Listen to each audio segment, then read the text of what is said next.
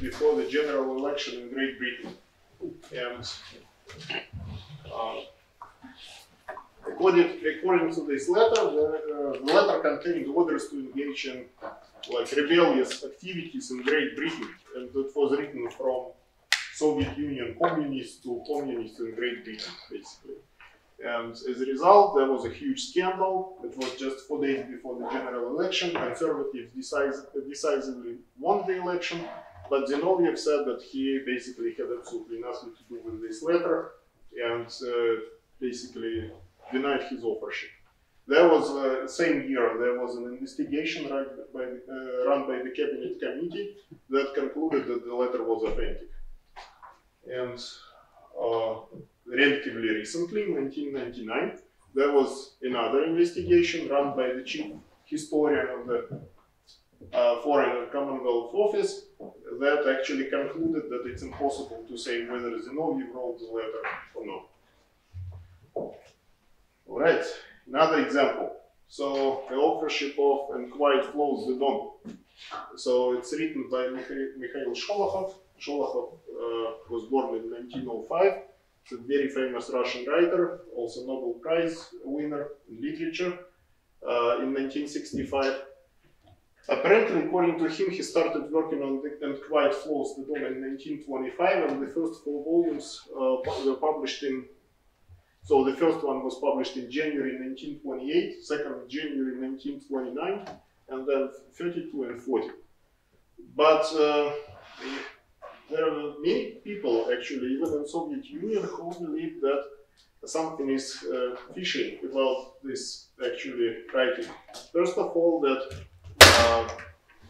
Sholokhov was 22 when his first volume showed up, and this is such a massive masterpiece to get the Nobel Prize, given that basically Sholokhov finished only 4 classes of education. For many people it was like very difficult to believe that he was able to actually write. So there was an investigation in Soviet Union in 1929. There was a special commission, but basically they didn't find any proofs that there was plagiarism, and basically the authorship of Sholokhov was accepted. Then in 1974, this story got continuation. Solzhenitsyn, who was another Nobel Prize winner, just in 1970, again accused Sholokhov of plagiarism. And Solzhenitsyn had a theory that the real author was Fyodor Krykov, who was actually a White Army officer. And if you read Quiet Flows the Don, you know that it's written from the side of White Army, actually, from a person who is in White Army. And Fyodor Krykov was actually an officer in White Army and died in 1940.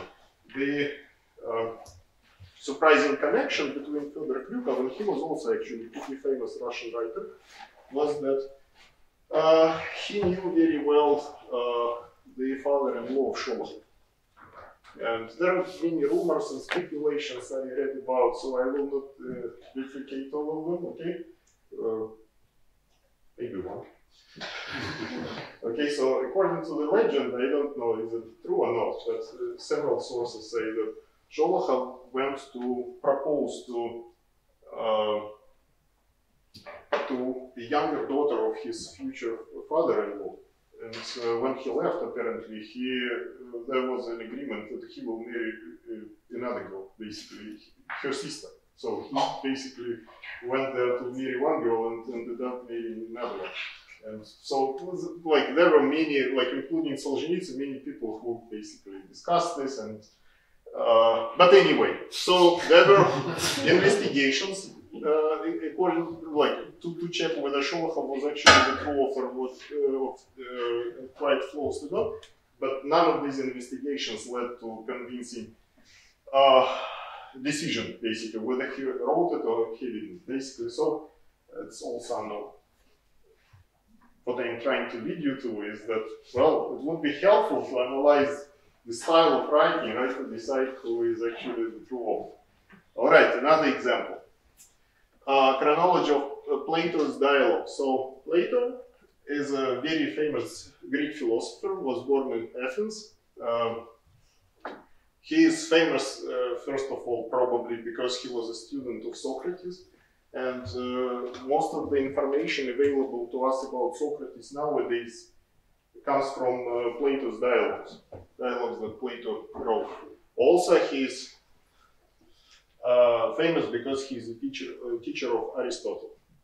And of course, Socrates and Plato, they are massive figures in Western and Middle Eastern philosophy. So there are many scholars, especially in philosophy, who are interested in learning more about their writings.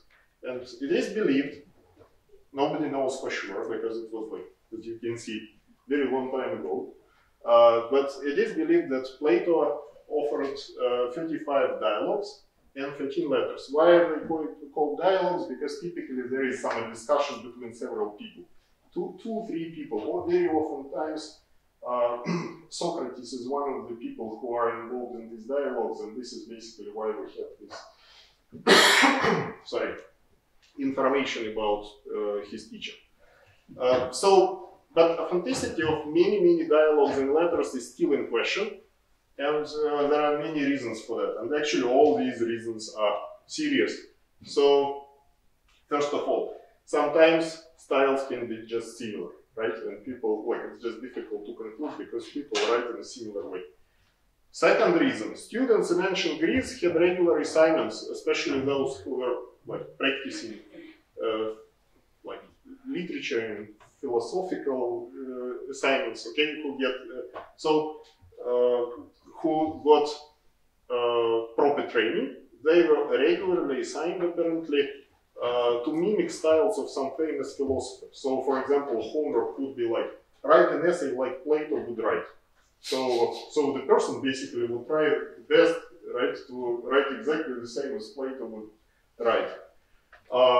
Another problem is that in the ancient Greece, it was apparently very typical to use famous names and attach them to your own text, so that books basically sell better. So there was apparently no concept of copyright and things like this, and plagiarism. So you want your book to sell well, so you say it's written by Plato. Maybe somebody will buy it. Okay. So in chronological order of these dialogues is unknown. So this is basically the reason why it's confusing, and we're not even sure which basically are written by Plato. And but the problem is, actually, I can tell you one story. Once, I think during pandemic, I was walking with my daughter, and she asked me what kind of research I do for, for job.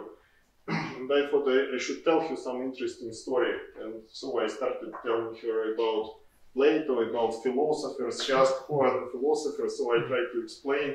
And she listened, and then in the end she said, if he's so smart, why wouldn't he put dates to his dialogue?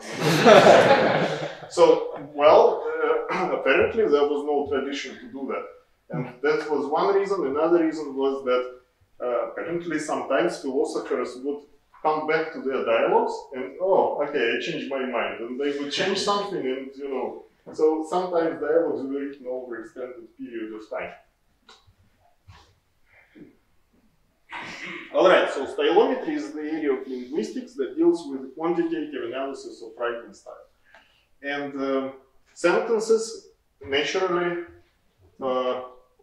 used as main pieces, basically, as they represent the style. This is a very typical approach. But it's also important to know that there are two broad language groups, inflected languages and uninflected languages. So languages like Greek, or Russian, or Ukrainian. Honestly, I'm not sure about Uzbek language. Uzbek also? Okay, so they are inflected languages. It means that the role of the word can change, depends on the form, also on the position in the sentence, etc. So you can, for example, can add prefix or suffix to the word, it changes its meaning. You change the location of the words, sentence have a different maybe flavor, etc. English is an example of the uninflected language. Basically, it has a structure if you think about the verb, it should be typically in the second position, right? So these kind of languages much more difficult to analyze because of this structure. So difficult to find the styled features. Okay, so what do people usually do in this area? One of the most typical approaches is just take a look at the sentence lengths, construct a distribution of sentence lengths, and compare them, basically, using continuous tables or something like this. All right. So let's get back. You see this is what I told you, right? We're probably at slide number 10 or something, or 6, and we didn't have any eviction model yet, right? So traditionally, all works of Plato are divided into 3 groups: early, middle dialogues, and late dialogues. So middle dialogues are believed to be related to Plato's theory of forms. Late dialogues are considered to be the most fancy, the most philosophically important pieces, and typically researchers are interested in figuring out the chronological order of late dialogues. Okay? This is the primary interest. So as I said, Socrates is present in the majority of dialogues, and this is why we know so much about Socrates. And once again, I would like to reiterate that there are some beliefs about the order of these dialogues, but nobody knows for sure, because it was like 2,500 years ago, right? And they were not dated. But still, some information is available. For example, Aristotle writes in his Politics that Laws was written after Republic. Also, Critias, it's another dialogue. It was unfinished. And because it was unfinished, people believe that it was a sequel of Timaeus, because it's known that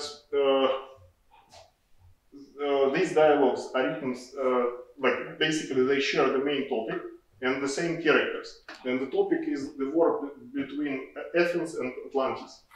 So it is on the same topic. The first dialogue is finished, second is not finished. They assume, okay, the one that is not finished, probably the second. Logical, right? Okay.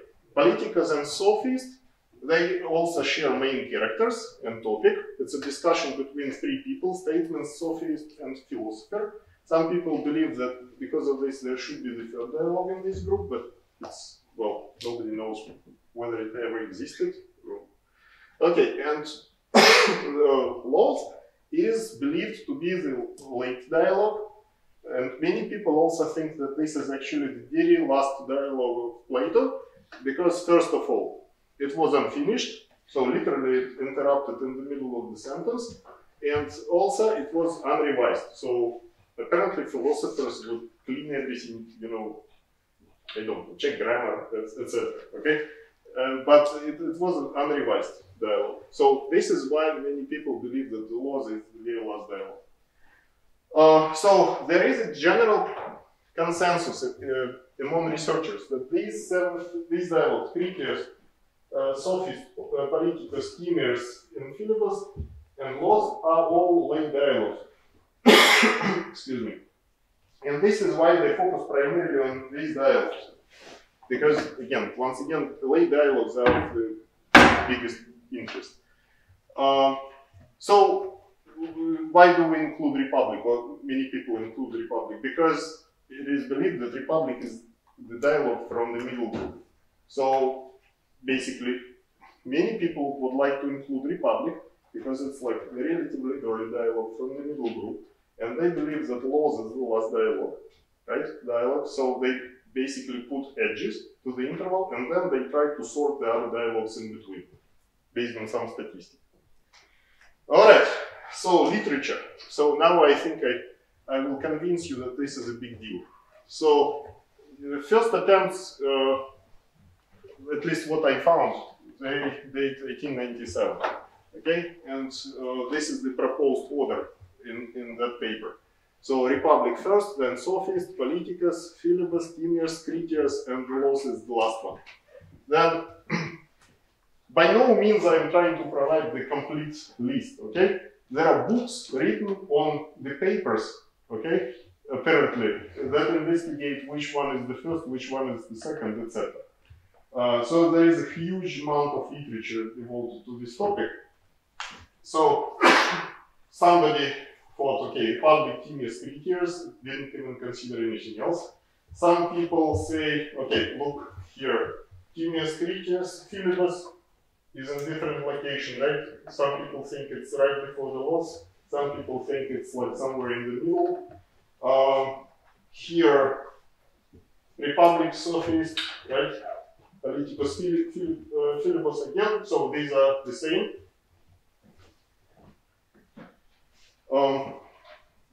Alright, some people put Timaeus and Critias before Politicus and Sophist, like here, versus this one, right? As you can see. So basically there is a number of different hypotheses. Okay, how do people decide about this, how they make decisions about these orders?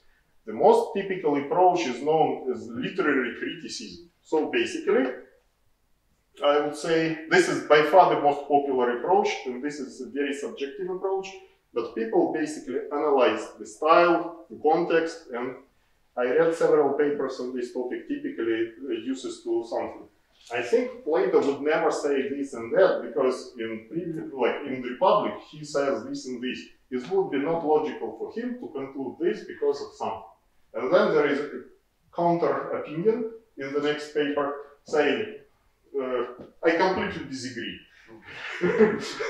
Okay, and things like that. So there are multiple discussions on this topic, and it's quite subjective approach. Of course, there is some value in that, right? But people have different hypotheses, and they basically believe in what they like to believe in, right? So there are sometimes there are external evidences available. So, for example, there is maybe a war mentioned in some dialogue, and we know when that war happened, right? Or maybe some historical facts, right, to people, etc. And there are some attempts in stylometry.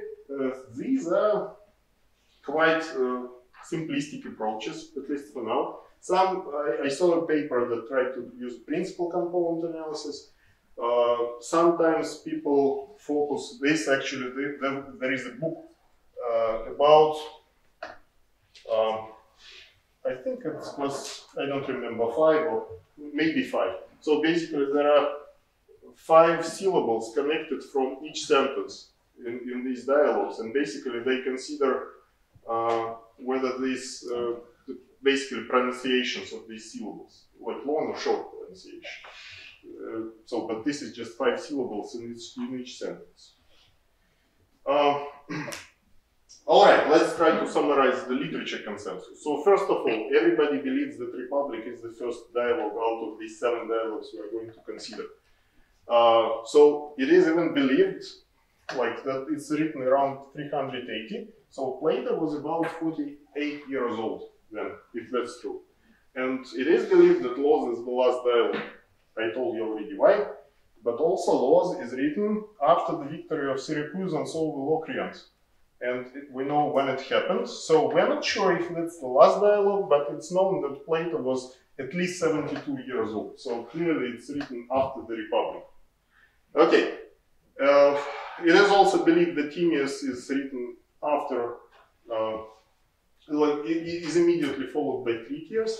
Politicus and Sophist, because they are dedicated to the same topic, probably they have to be written around the same time. And most of the people believe that Philippus is a late dialogue.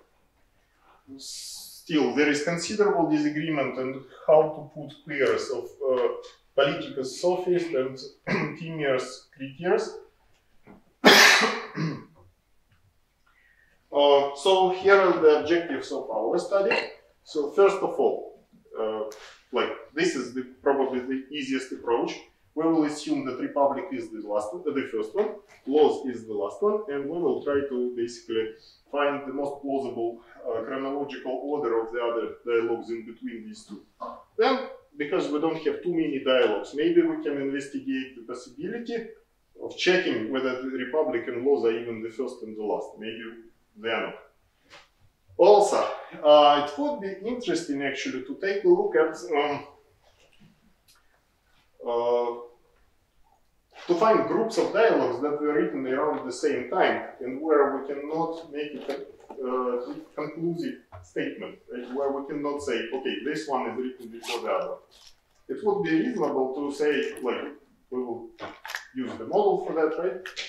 It would be reasonable to say, okay, these dialogues are written around the same time and I'm not sure which one was written first. All right? And the most important thing is we decided to use absolutely no assumptions. So if we find any pattern in the data, we would know that this is just driven by the data. So we do not use any prior information. We do not use information about the wars, about Aristotle, or about what other people believe in. Right? All right. So now let's talk about the model. So here, y1 underlined up to ym, they represent m dialogues. In my case, m is going to be 7. And we need to order them according to the chronology of their creation. So our observational units are going to be sentences. So ymi is going to be my observation. So mm is going to be the size of the mth dialogue, how many sentences I have. And let's assume for now that the first and the last dialogues we actually know exactly. We know precisely which dialogue is the first and which dialogue is the last. And I will assume that the first dialogue is written in style that I denote as 1, and the last dialogue is written in style that I denote as Sm. So then, let's say, again, these are just very general assumptions. G1 is going to be the distribution associated with style S1, and Gm is going to be the distribution associated with the style Sm. Okay, because we have 7 dialogues, there are 42 possibilities, right? Basically, to choose the boundaries, the first dialogue and the last dialogue. Also, what we are going to assume? We are going to assume that style is actually not a homogeneous substance. We will assume that there are multiple style components that actually constitute the style. So it's not that style is such a simple thing, right? There are probably many aspects of the language, of the way to express your thoughts that contribute to the style. All right, and and there are style elements. This is what I'm going to use as mixture components. All right. So now back to modeling. If I know the first dialogue and I know the last dialogues, probably dialogues in between, we can assume that they can be reasonably modeled as a mixture of the first and the last styles, right? So I think it's a reasonable assumption. Well, still, we need to assume something, right? That happened to be 2,500 years ago, and I will assume that the style changes over time roughly linearly.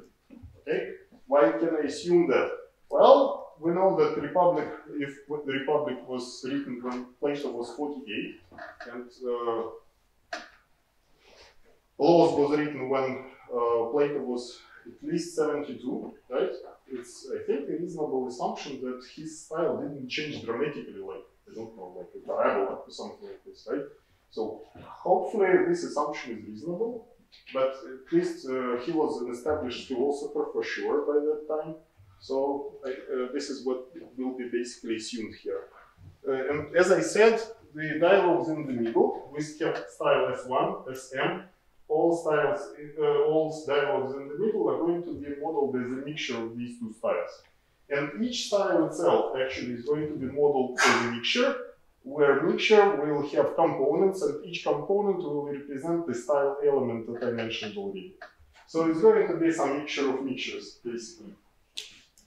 All right, how are we going to detect the chronological order? Actually, in a very simple way. We will estimate this gamma m's, right? If gamma m is large, right, it is closer to style S1.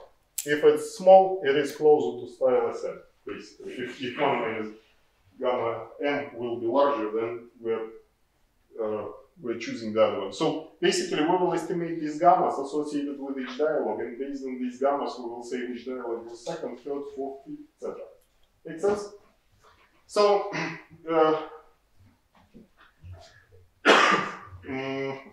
this is what I said. Okay. One important thing. How I'm going to actually find groups of dialogues, I'm not sure about in terms of when they were written. So this is actually quite easily can be done. Imagine that, for example, I use, think about this, I have styles S1 and Sm, and all the dialogues in between I model as a mixture, right? Well, if there is no difference, let's say, between time of writing for dialogue 2 and 3, let's say, I can just merge them and use the same mixing proportion to model all of them together. So it's very, very easy actually to do. And this way we will check which dialogues should be combined with the same mixing proportion, gamma n, and which dialogues should not. Okay? So that was our original idea of how to model it. And it wasn't a good idea actually. But let me explain this picture. This is the time of the first dialogue. This is the nth dialogue. These mixing proportions represent the first mixture. Basically, this is style 1. So I have K1 components associated with the first style, and I have Km components associated with style Sm. And here, basically, if you take a look at this picture, what's the assumption? The assumption is that style S1 and Sm have absolutely nothing in common, right? So this is probably not a good assumption.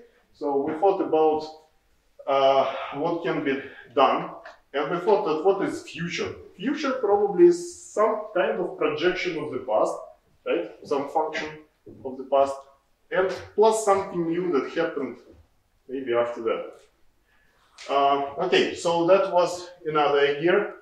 What if we have now, this is style S1, then it starts shrinking somehow, right? It's still present, but maybe in smaller proportion. And this is a new part. This is style Sm, basically new components that showed up after style S1. But what we didn't like about this, and C is, you see C is a constant basically. What we didn't like about this, it seems unrealistic that each element of style, right, and again, style consists of several components, so several contribute. And it's unrealistic that all of them change exactly in the same way, right? Probably you start using some words more frequently, or it depends on, depends on the statistic we're going to use, but style can actually probably, we can see some shrinkage, or we can see like the opposite, some extending, right? So this is basically in the end what we decided. Okay, what's the difference with the previous picture? Look, mixing proportion was small here. Now the representation of this element of style actually increased. Here it's the opposite, right? We have larger representation and now we have smaller. And plus we have additional Km minus K1 components new. So this is what we're going to incorporate. So the first one, distribution of style S1. This is basically a mixture. We will talk about this particular choice of component later. Yes? So, can you look to the previous picture of this? Do you allow for any of these yellow to disappear? So, well, it will be allowed. It can basically shrink to 0, right? And you see, the thing is, we can probably improve this. Like, let me say that we can allow blue to start here, right? Also, maybe. But we just felt that, see, it happened 2,500 years ago. We are making an assumption. We just wanted to be roughly reasonable and see what happens. What you mentioned, I don't think is an issue because it can shrink to 0. We will have just one extra parameter, so it should not be effective. But it makes sense, right? So we, yes. Do you assign mixing coefficients yourself here? No, we estimate them. Yes, it's just how we think about the model. To construct the model, of course, we will estimate it. Right? So we, yeah. So, okay, now the first one. This is just a mixture. this is how we model the first style. How we model the M style, according to the previous picture. Look, these are exactly the same components, right? This part is the same style, style S1. But these distributions, they're exactly the same, just mixing proportion changes. So basically style remains the same, but it's either shrinks or stretches, right? Okay, and we have Km minus K1 new components that were given in blue. So this is style Sm. Okay, what about the other dialogues? They are going to be written, as you can see, as a mixture of these two mixtures. Okay, so this is how the log likelihood function is going to look like. Does this make sense? So this is basically the idea. How much time do we have? 20 minutes. 20 minutes. Okay, thank you. That's very generous. Okay, so this is basically Q function. It's directly follows from what we had in the previous slide. Okay, we have two posterior probabilities. They look a little bit complicated, but they're actually not too bad. So this one is the this one is the probability, posterior probability, that the ith observation, which is a sentence, originated from the end dialogue. Okay? And MISK, this is a particular style of the, a particular element of the style. So this is a component within the mixture that models the dialogue. So basically we have two pieces of unknown information, and we have, because of these two posterior probabilities. M step. Okay, mixing proportions we can estimate them very nicely. But of course, in order to estimate other model parameters, we have to decide what kind of component we are going to use, right? So we have to choose how exactly we are going to measure style. Because we try to build the overall picture so far. Okay, so this is what we do. We choose capital J words. How do we choose these words? That's actually a very tricky problem. First of all, we want them to have high frequency in all dialogues. We don't want to use words that are very rare, because we want to have more observations to represent the style.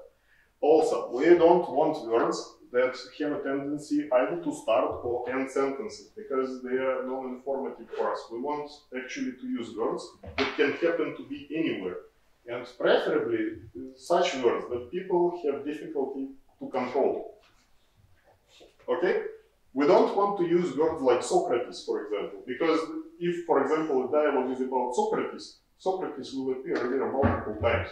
If dialogue is without Socrates, well, he will not be there, and it has nothing to do probably with chronological order, right? So what kind of words we want? We want something like prepositions. And probably it was a good idea to include those words, but they made little sense to me, I can tell you. One word was translating something like about, and sometimes them. I don't know if any of you know ancient Greek. By the way, I want to tell you that this is not, when we collected the information, the data, we didn't use, of course, the translation, because in the course of translation, we will lose everything, right? Because we will basically probably check the chronological order of translation instead of the actual. So we actually found the PDFs of the original dialogue, and took quite a while actually to figure out how ancient Greek. So there are multiple stresses, multiple breathings, like, and etc. So it took time actually to get the digital version basically of this dialogue. Yes. Do you have any? Do you rely solely on words for defining the style, or do you have any considerations for grammatical structure and like presence of certain? No, just words. Just words. Yeah, actually there are, of course, I think this is the general framework, and different things can be tried. This is what we tried, and it worked. I'll show you it worked quite reasonably. Yes. Anything about tokenization, like groupings of words, or allowing that to be a free parameter. Well, thought about different approaches. Like we actually, I think I would put it this way. The most we think about the general structure, how to, like what I talked up to this point. I think now you can actually calibrate and so sort of you can do so many more things actually with particular choice of components. What we did was not sophisticated at all with the choice of components, but and I think there is lots of potential. Okay, basically, of what can be done. Probably potentially smarter things and like for example. Okay, right away, for example, we can take a look at how many syllables convert, and we can use the approach with categorical sequences and see, because I think it's very difficult for a person to control, if you have a tendency, let's say, to use, after long words, to use long words, it's not that you will easily switch to something, and you see, it's difficult actually to fake things like that. So potentially it can be good also possibility. So the choice of the component is still open. Like many things can be done, I think. I will just show you what we did, and it's like very simple approach. But it seemed to be, at least I think this framework is reasonable because it happened to be working quite well actually. But yeah, I agree with you actually. Yeah, maybe better things can be done, almost certainly. Okay, so this is how we choose words. Actually, if I remember correctly, we picked words number 2, 7, and 15. We wanted one of the most frequent words, sort of a little less, and a little less frequent, or something like this. And they were prepositions. Okay, so what did we use for get data? Basically, we calculated for each word, we calculated the position of the jth word in the sentence. Xj is the number, basically, of the word. D is the length of the sentence. So the number of words, and we get those scores, Yj. Then we took a look actually at the lengths of sentences and at the positions where the words happen. So I told you already, we ignore those words that happen to be only in the beginning sentence or in the end because they're non-informative and they actually create problems for our assumption, right? Because we will assume normality. So, but the variety of values Yj that is produced, because the length, actually some sentences can be more than 80 words and they're not that unusual. So, and positions, again, can vary dramatically of those words. So basically, as a result, number of those scores Yj is so high that basically we tried to model it using just a continuous distribution. So we're going to use Gaussian distribution to model these values. Okay, what are the issues with this approach? If we think about the sentence, it is possible that we will have absolutely no words that we have picked, right? Or it's possible that we will have some. In the best case scenario, we will have a sentence that has all J words. And, okay, also we can have a situation when we actually have more than just one word, right? So, like a word about happens twice in the sentence, for example. It's not, it doesn't happen very frequently, but sometimes it happens, and in this case, we basically incorporated that information twice. Once for the first word and for the second. Okay, why is it convenient to work with normal distribution? Why did we make this assumption? Because it's very easy to work with marginals. Imagine, like, we picked, actually our capital J was 3, so we used 3 words. So imagine that we have the first word and the second, but we do not have the third in the sentence. These 2 words can still contribute to the estimation of mean for the first word, mean for the second, and for covariance, right, between the first and the second. So basically, this is just because normal distribution is so convenient for this partial data, for the sentences that have partial information, basically. All right. So also here, Okay, so this is basically says that P stands for the probability that a particular word happens to be in the sentence, and 1 minus P is the probability that the word does not happen to be in the sentence.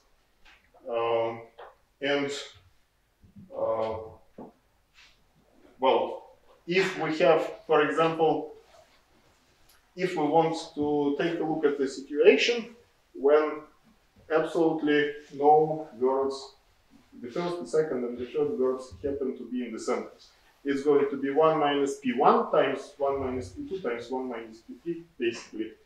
Product, like it's a probability that none of these words happen to be in the sentence.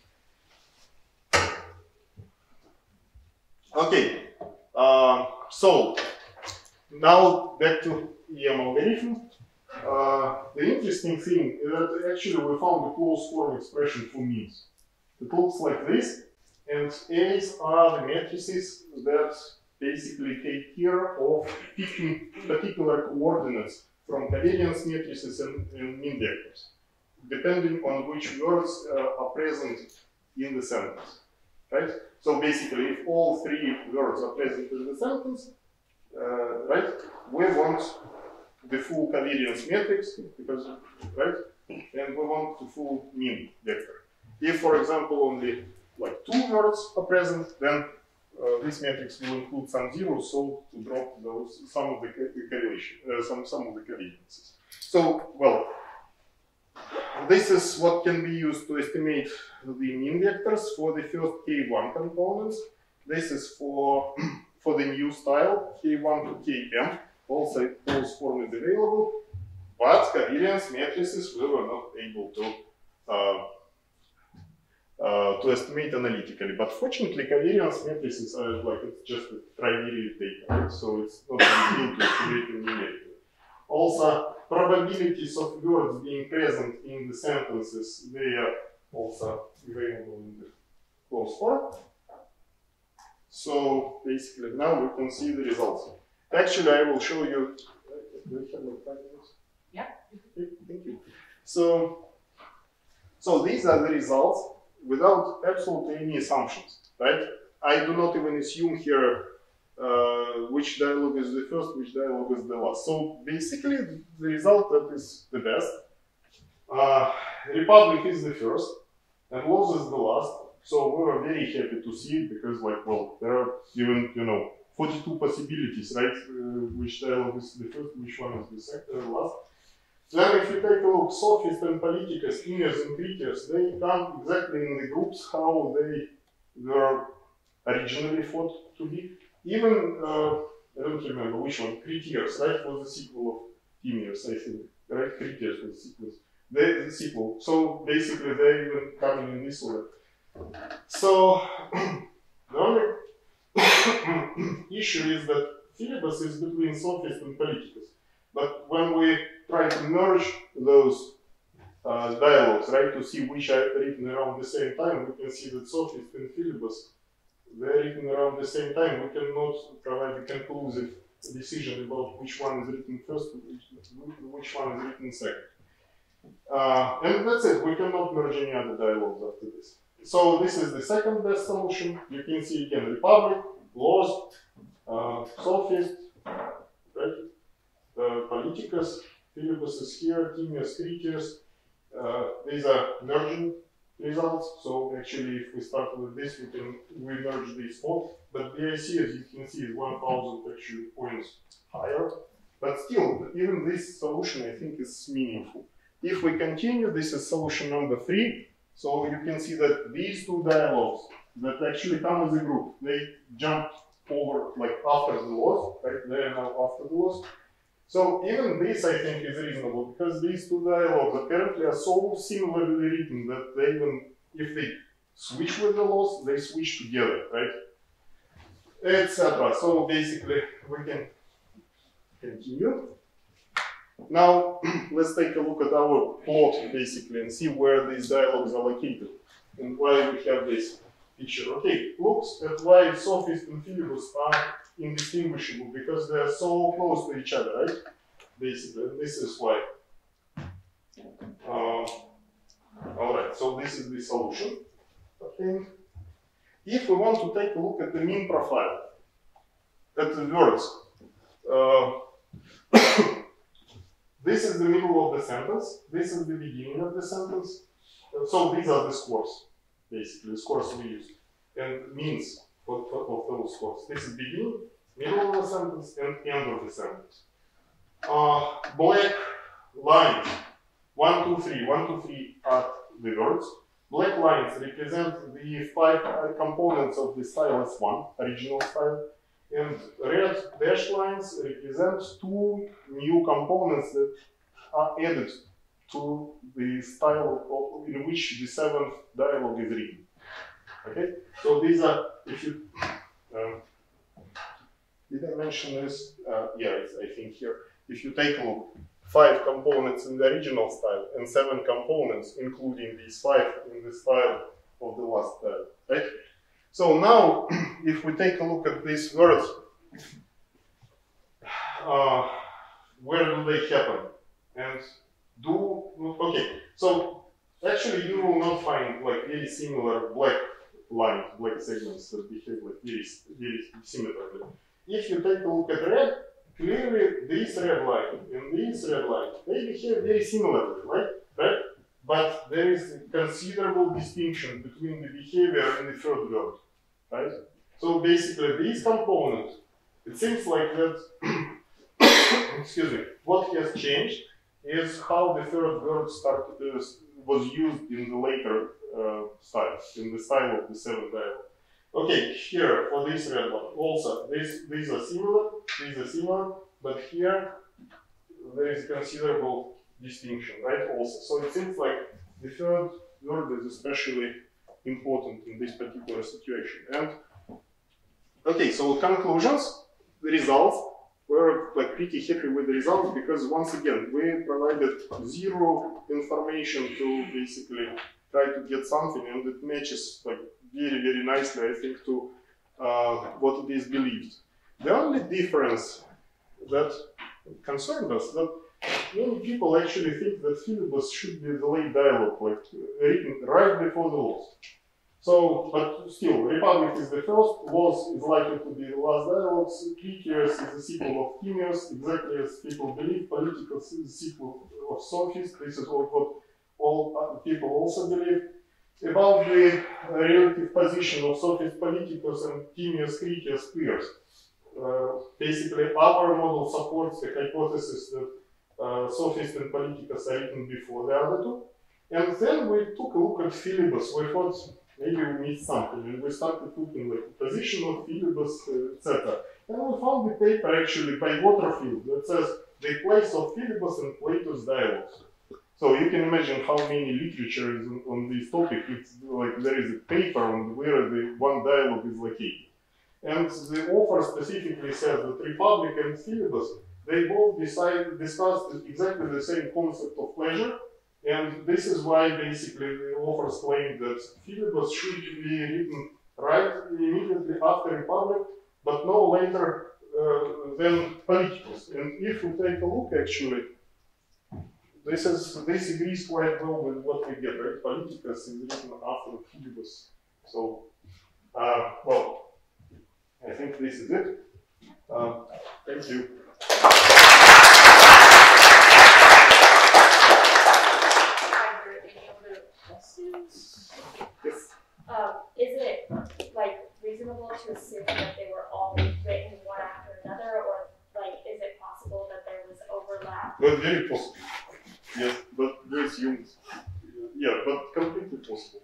It's like, for example, very possible. Let's say that I don't know, Critias, for example, was written here, and then later it was completely rewritten, or like he added like maybe several pages, and now it's like totally possible. It's just, you see, it's still the thing is that all this stuff is written 2,500 years ago. We must make some assumptions, right? Otherwise, we will not proceed to anything. So, you're right, possible. Yes. you try validation? If I say compare it to, say, Charles Dickens, I mean, each of his works when they came out. So we thought originally, that's a good question. Originally we thought that it would be nice to include, first we thought about Mark Twain, because like everybody loves Mark Twain, right? Or we thought maybe Edgar Poe. But then it happened to be, okay, we figured it out, because again, that's not my area, right, linguistics. But then we figured out that English is not particularly good language for doing these kind of things. And then later we thought, well, it would be good to provide validation, but to some degree, like these dialogues, they provide validation themselves, because it is known actually that Republic is written, for example, before Oz, and sort of, yes, it's probably a good idea, but I don't know, maybe reviewers will ask. Maybe won't. I'm not sure, but yeah, it's a good idea. And actually, of course, there are many issues with this approach. No, like not necessarily issues, but like for example, it depends so much actually on the choice of words. If you choose, like as I said, words like Socrates, you're not going to model chronology at all. So words have to be chosen very, very accurately. You cannot choose words that are like just have a tendency, like in let's say, I don't know, in English, like the word hence, right, for example. What very often happens to be in the beginning, right? We don't want anything like this. We want words that basically change the location, quite dynamic and can represent a style. Also, if you choose words that are not very frequent, for example, right? The power of method, we actually tried this with several sets of words. The power of the method actually drops, and you combine too many dialogues together, sort of. So yes, there are many things to basically keep working on, but the good thing is that it's really hard to believe that what we observe basically happened just by complete coincidence, right? Because like at least something for sure, we believe there is something for sure in the method that basically captures. Okay. Yes. Did you consider at all choosing which words were considered parts of style based on theme, in the same way that we categorize like early versus late dialogues based on general themes that we see a lot in Plato's works? Maybe sort of sub-themes and topics that we know are often talked about within the late dialogues, but might vary how much each topic is focused on. Would you consider using words heavily related to that, and sort of choosing the words thematically rather than choosing them statistically for the first step? For the early dialogues, looking just at the late dialogues, we know a lot of them have to deal with the same subjects, but there is still some variation in specific topics discussed within them. Based on what we know about what topics are present in Republican laws, would you consider choosing a set of words based on choosing words that frequently occur within the themes that we know are there and looking at how the themes evolve? Since we know there's thematic evolution to what he talks about.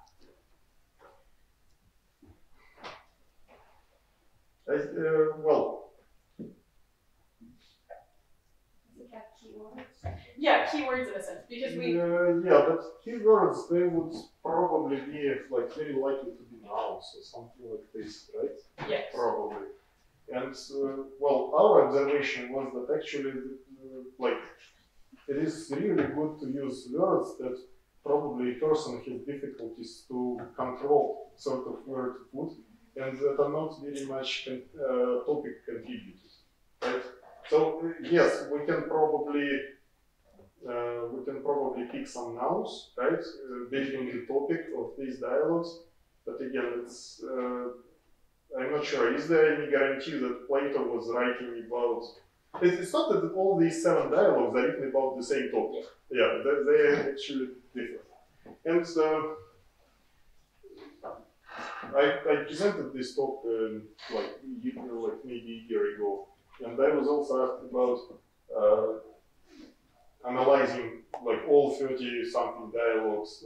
Like hypothetically, it's possible, but you see, the good thing is that people are primarily interested in this cell, right? Because like if I was in philosophy, that would be my area. Probably I would be very much yes, leaning to consider 35 dialogues and would devote my life to studying Plato's dialogues. But sort of like we didn't even submit this paper yet. So probably we will focus on this. But yes, there are many possibilities to investigate. But I think what we came up with that it's better to use this kind of prepositions or like service words because I think it's more difficult for a person to control them. Defines the style. Defines the style more, sort of.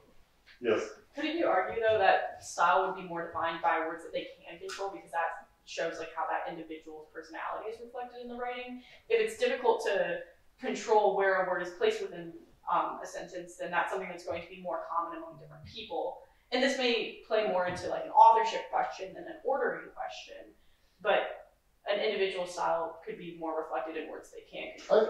I would probably say that nouns are more topic more topic oriented than like service words. Sort of. Yeah. Probably. Yes. Have you looked at the estimated probability that this is the right word? I mean, you have BIC, so like in model averaging framework, you kind of get. We just picked it based on BIC. Right. So take like the probability that this is the right model. You could estimate like e to the negative c over the sum. Yeah. Right. Because you try all combinations of ordering.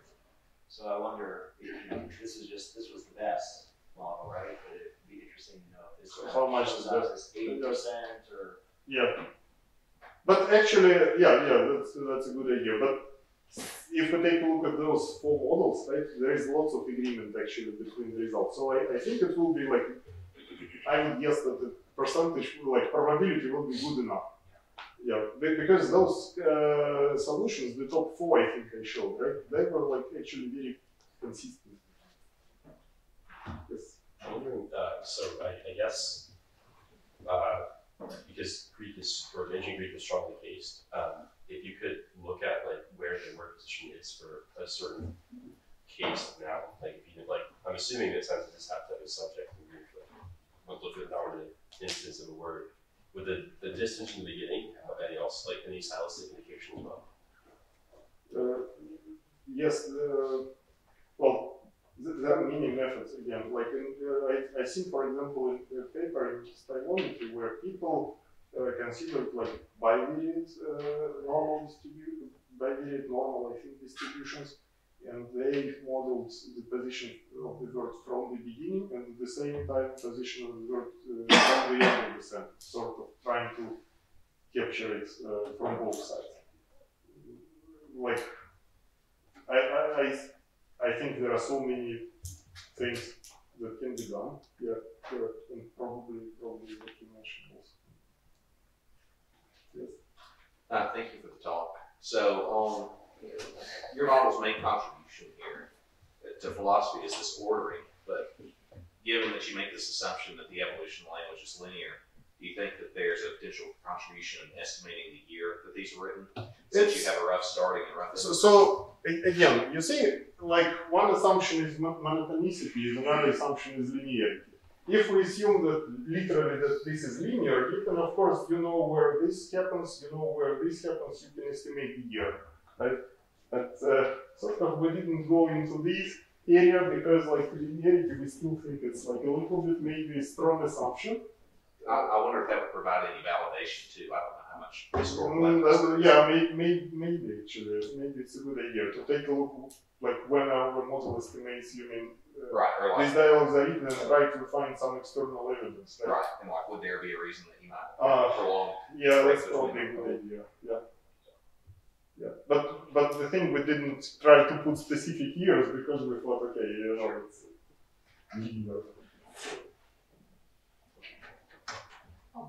I guess like, sorry, so that's like my question. I'm now wondering if you took like maybe modern Greek authors with no chronology of their works and then like testing whether they're linear or exponential quadratic model, would that help maybe explain Like, I'm not type sure style it change? would explain.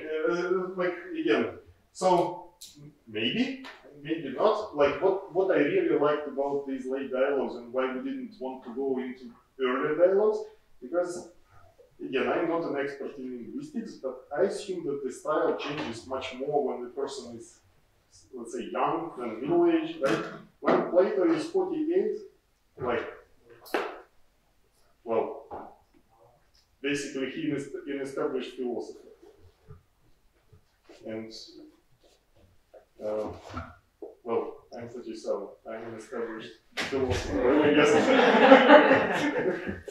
Okay, so I don't know how my style will change, you know, of writing will change over the next 20 years, but definitely, okay, not definitely.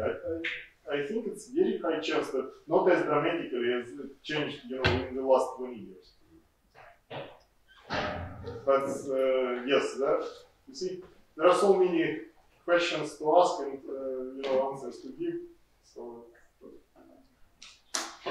it's actually surprisingly very little work done in this area. I think it's quite interesting actually.